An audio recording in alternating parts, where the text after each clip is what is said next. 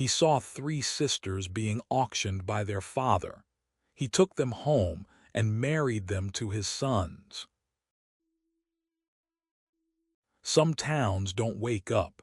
They just drift into mourning like a sigh. Valentine was that kind of place, a stretch of dust and dry wood where even the wind seemed to hush itself out of habit. Folks there had grown used to looking the other way. Injustice wasn't rare, it was routine. And if something cruel happened out in the open, well, people just learned to blink slower. That's why no one said a word when three sisters were led into the square by their father, their boots dusty, faces unreadable. No cries, no protests, just his voice, steady and tired, calling out prices like they were numbers on a feed sack. But one man didn't look away. He didn't shout, didn't draw a gun. He simply stepped forward, not out of anger, but something quieter, something heavier. This is a story about that silence, about what happens when someone finally decides it's lasted long enough. Comment below, which moment in this story touched you the most? And if you resonate with this kind of storytelling, don't forget to like and subscribe to Hearts. The market didn't pause when the man stepped into its center. He didn't shout or wave his arms. He didn't have to. He had something with him that always drew attention. Three daughters, thin from silence and miles walked, each standing in a line like weathered fence posts. Their dresses were clean but tired, their eyes somewhere else entirely. Harlan Creed was a man known more for his debts than his kin. By the time the town heard about what he'd planned, it was already happening. He stood there with the stillness of a man who'd stopped believing in shame. His voice was level as he named their worth, not in dollars but in things. 2 mules, a rifle, a decent coat. No one asked where their mother was. No one asked how it had come to this. The girls didn't cry. That's what stung most. They didn't fidget, didn't plead. They just waited, like this wasn't the first time the world had looked at them like something to be taken. One of them, June, the middle one, adjusted the hem of her sleeve as if preparing for a church service, not an auction. People gathered, but they didn't speak. The blacksmith leaned on his anvil. A merchant froze mid-scribble in his ledger. A woman adjusted her child's bonnet and walked a little faster, eyes on the road. Some watched from windows. One man lit a pipe and looked away, the smoke curling upward like an apology he'd never say out loud. This was not a town of villains, but it wasn't a town of courage either. It was a place where hard things happened in soft ways, drawn out, dulled by routine and masked by the kind of quiet that numbs instead of heals. And so they watched. They watched a father put a price on his daughters. They watched 3 young women stand still like trees during a storm they could not stop. And they watched themselves become part of it. No one interrupted. No one stepped forward. Not yet.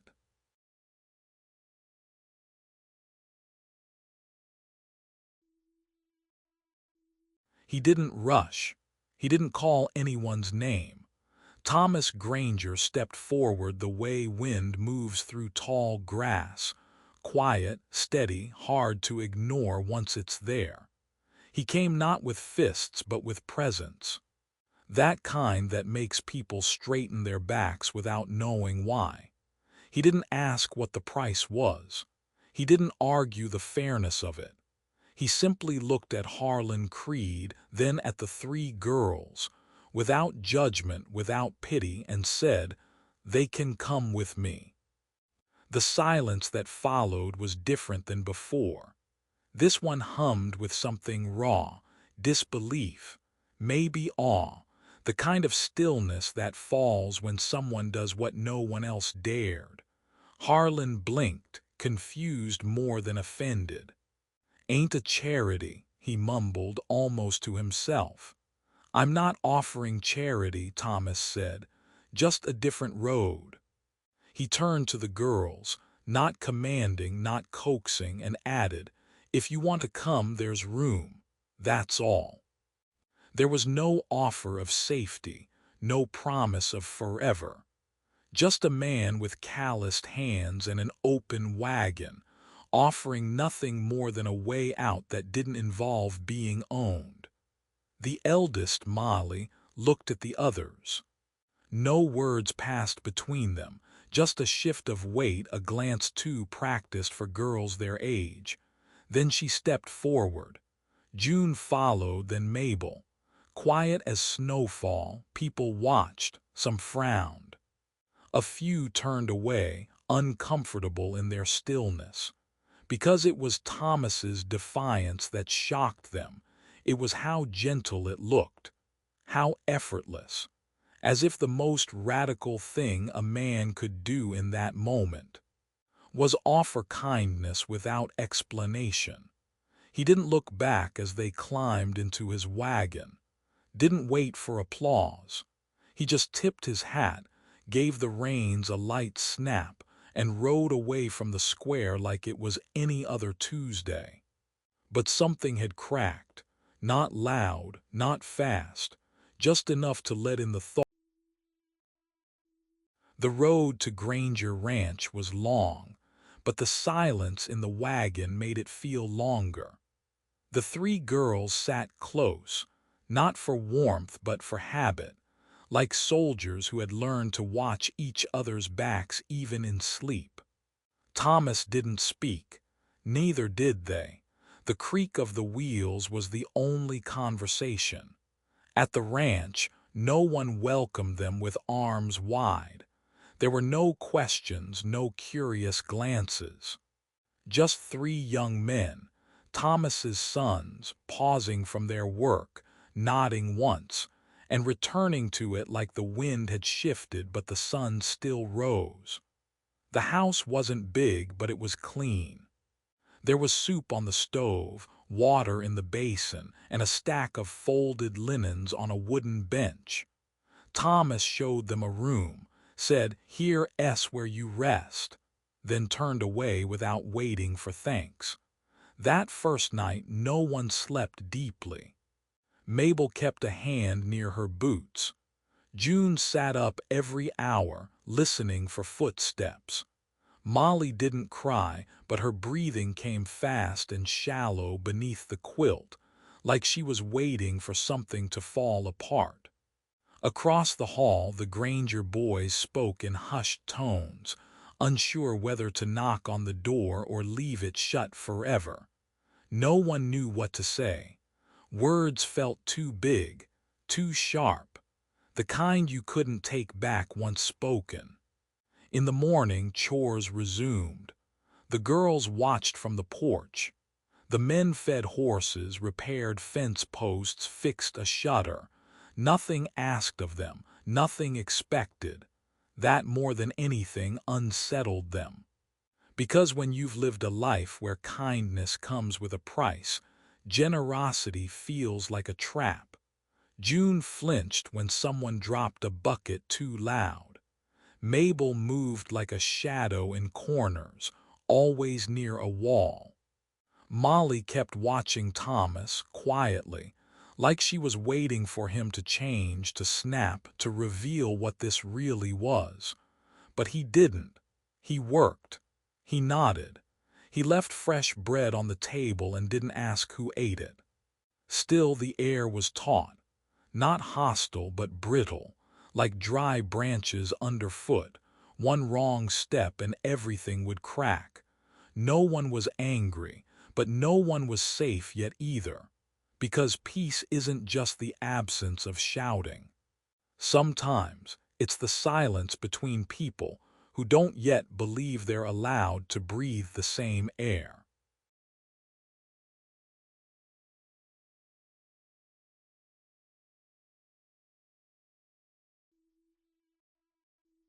It didn't begin with a conversation, not with a promise, not with a breakthrough.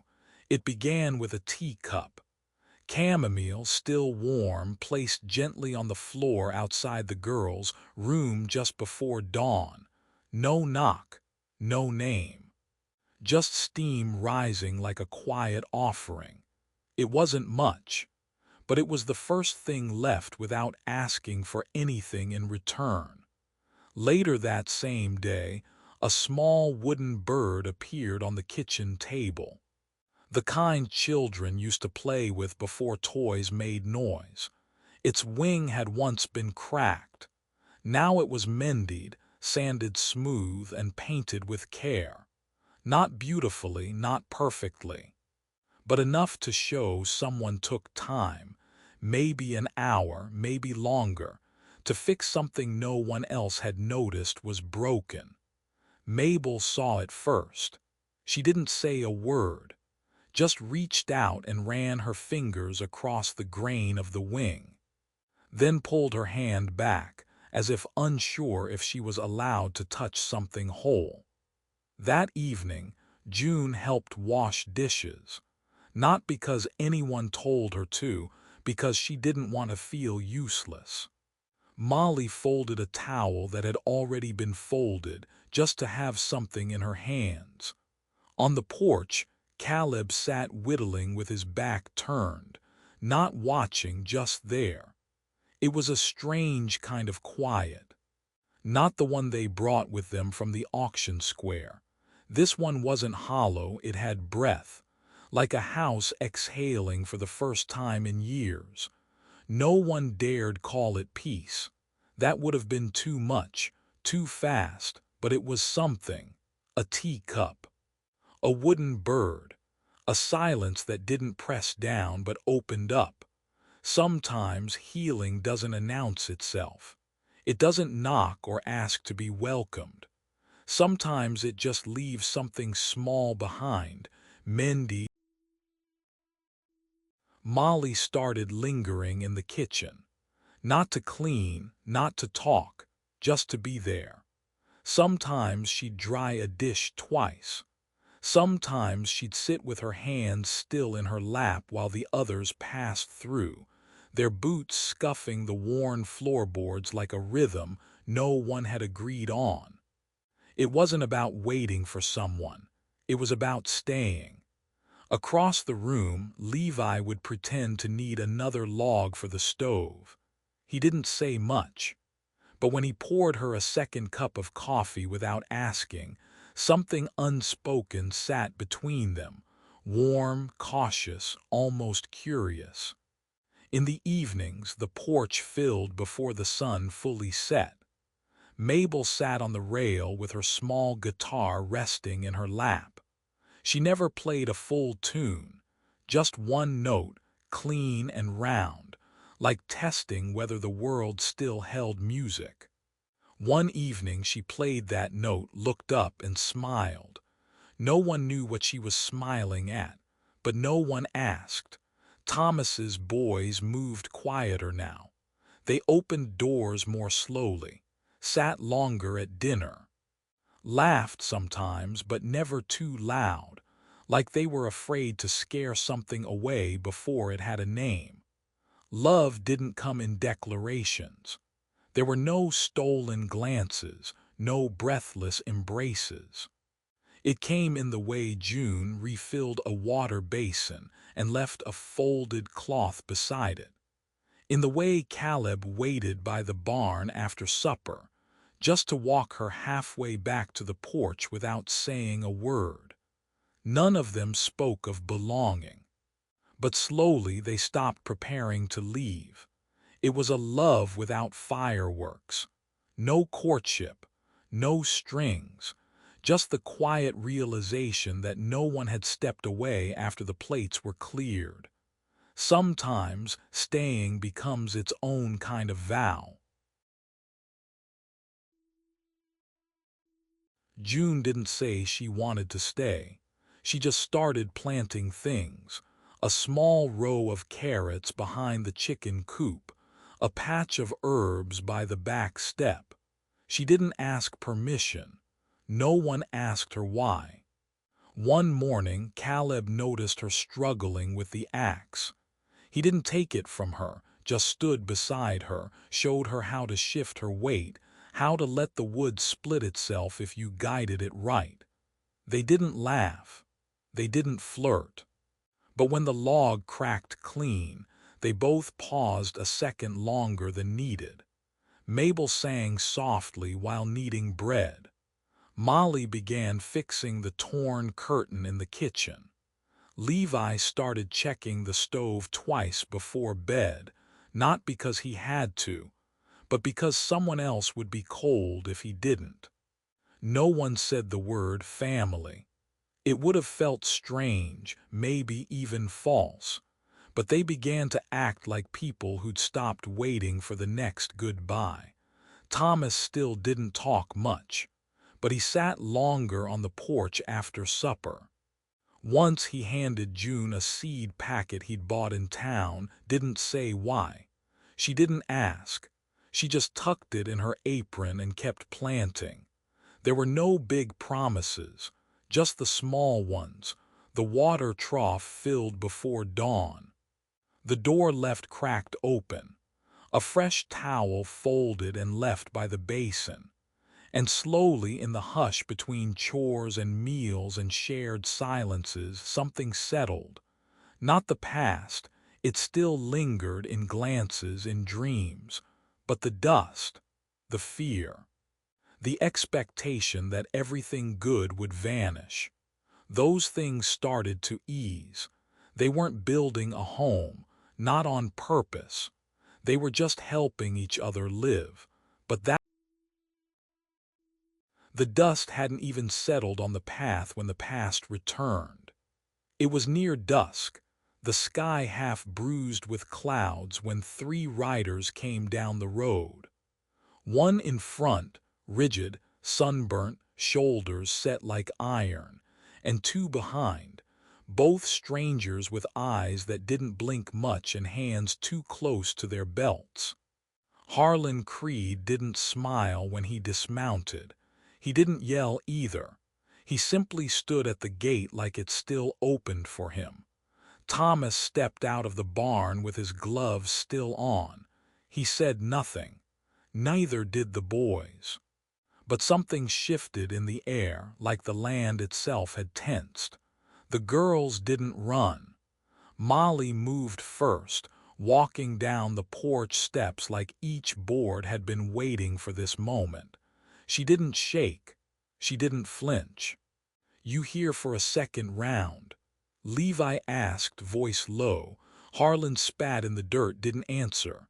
"I came to take what's mine," he said finally. "No," Molly replied, just that. One word, clear as iron. Harlan scoffed. "You think you get to talk like that now? Just 'cause some farmhand fed you biscuits and let you wear his name?" "I'm not wearing anyone's name," she said. "I'm wearing my own voice." It wasn't a threat. It wasn't even defiance. It was fact. Harlan stepped forward, but the sheriff rode up before his boots reached the gate. No one had called him. He'd just come. Like he'd been waiting too, in his own quiet way, for the moment when the old wrongs would try to return. The sheriff didn't raise his gun. He didn't need to. "You forfeited all rights when you sold them," he said, voice flat. "And they ain't yours now." "I'm still their father," Harlan barked. Molly looked at him then, really looked. And in the pause before her words, something inside her seemed to close softly, like a door that had been open too long. "No," she said. "You're not." It wasn't anger, it was release. Harlan blinked. For a second he looked smaller, older. As if the past had caught up to him too, but not with mercy. The sheriff gestured toward the road. The two strangers didn't move. Not until Thomas walked closer, not threatening, just there. A wall built out of quiet things that don't break easily anymore. Harlan mounted his horse without another word. The other two followed. The dust rose behind them, but this time it didn't settle inside the house. Later that night, no one mentioned it, but everyone slept a little deeper.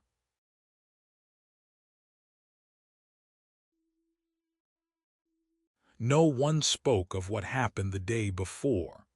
The dust had long since settled, but the air inside the house held a different kind of stillness, clean, unburdened. It was the first time in a long time that the silence didn't feel like something waiting to break.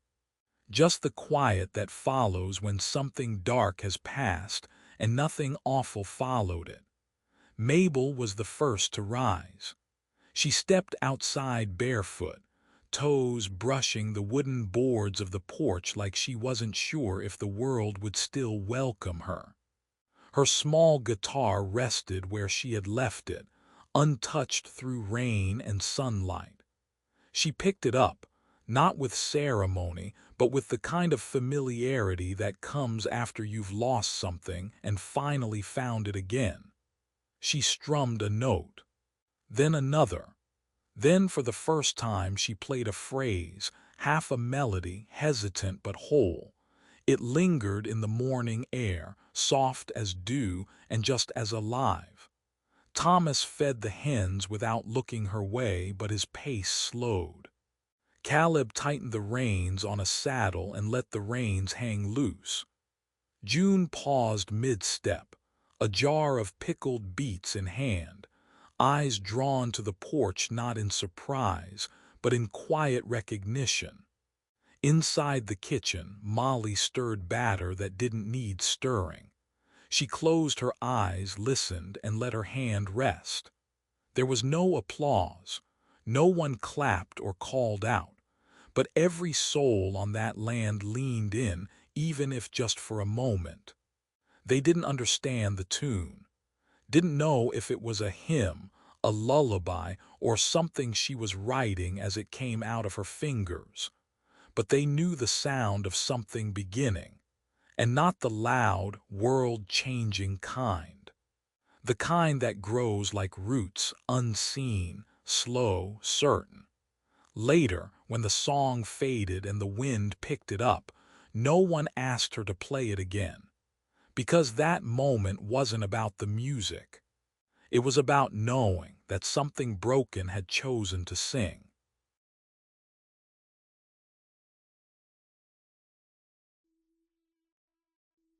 They didn't call it home. No one made speeches. No one stood on a porch with misty eyes and said, "We made it." But something was growing, steady and unnoticed, like moss on stone.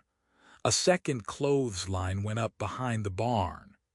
Not because the old one broke, just because there were more clothes now, more hands washing, more fabric catching wind in the sun. Caleb and June dug a new well closer to the herb bed. The water tasted the same, but she said it was kinder. He didn't argue. One afternoon, Levi stood at the head of the dining table and stared. The thing was too short now. Meals had outgrown the wood. So he stayed up late carving and joining, sanding new planks to stretch it longer.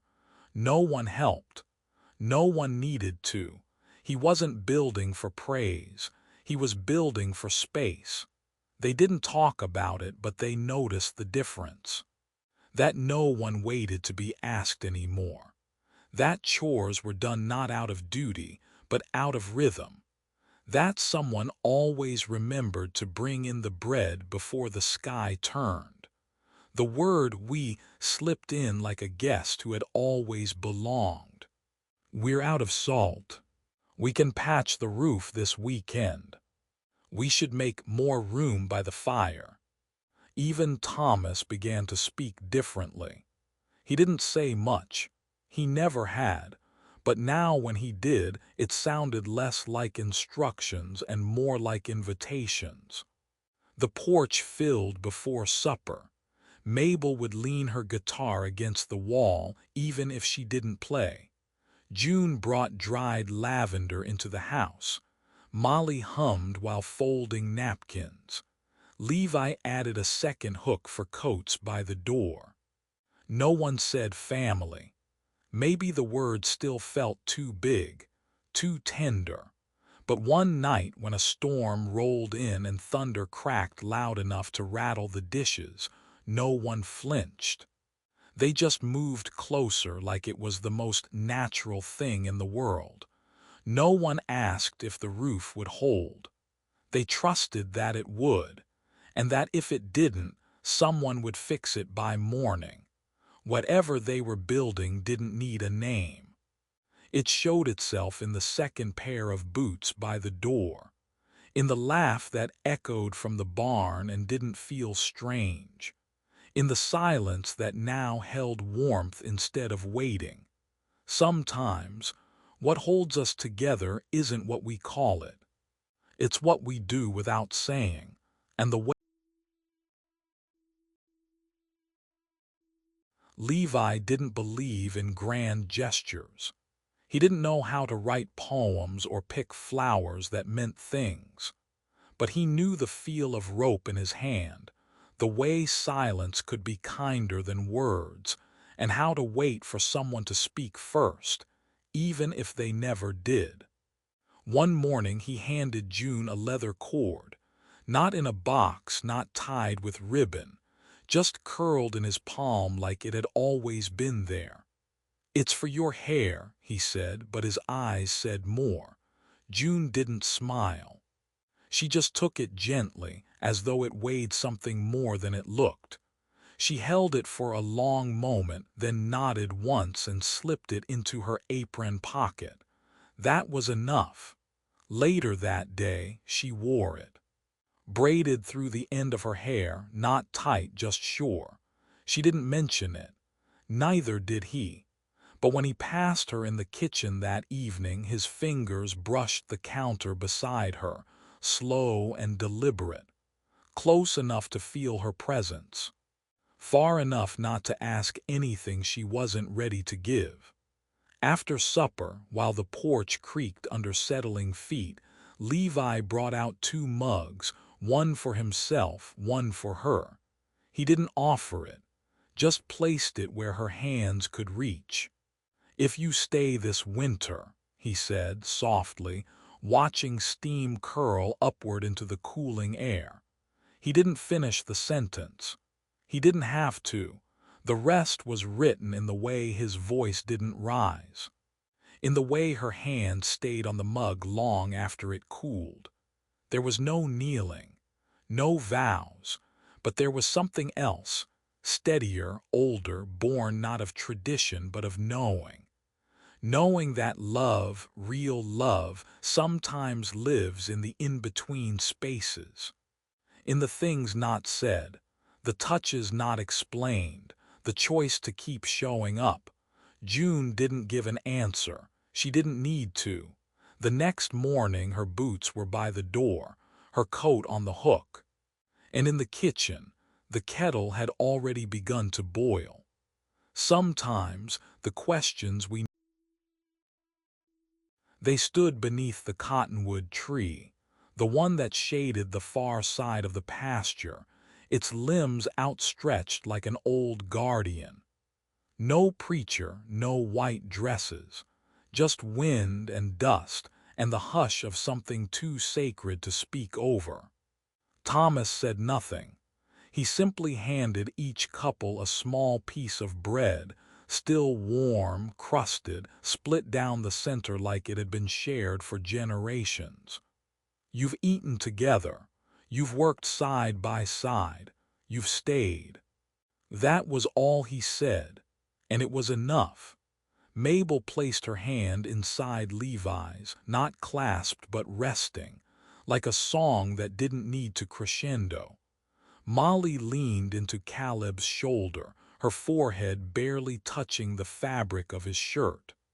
June stood across from her brother, her fingers brushing the leather tie in her hair before reaching for the hand that had offered it. There were no rings. No one asked if anyone objected.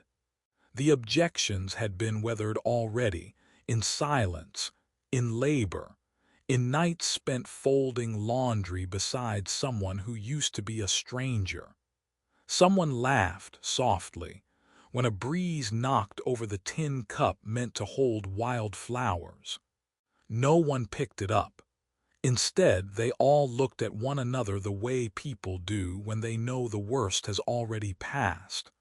The only toast came later, sweet tea in mason jars, passed from hand to hand. There was fresh butter, jam, and a small dish of honey that hadn't been opened in months. Someone sang, off-key and shy, and no one asked for a second verse. That night, no one said the word married. But the porch held more people than ever before. And when the lanterns dimmed and the bread was gone, the promises lingered, not in vows carved on paper, but in footsteps worn into wood, in sheets folded down, in the certainty of waking up beside someone who had chosen to stay. Thomas sat on the porch, boots crossed at the ankle, pipe in hand but unlit. Beside him, Molly leaned back in the creaky wooden chair he'd fixed 3 times now, not because it needed fixing, but because she liked the way it sang when it moved. In the yard, red dust rose beneath small feet. Mabel's little one shrieked with delight as Levi spun her in the air. June helped Caleb build a pen for the new calf, her sleeves rolled and her braid swinging like a metronome to their quiet rhythm. No one spoke of where they'd come from anymore. Not the auction, not the silence, not the things they'd had to leave behind in order to stay. Instead, Molly tilted her head toward the open window and said, "Smells like something settling." Thomas didn't answer, just smiled faintly like he knew exactly what she meant. Inside, bread cooled on the windowsill. The dog, older now, slower, snored under the table. The house no longer creaked like it was empty. It breathed like it had lungs again. The porch had seen it all.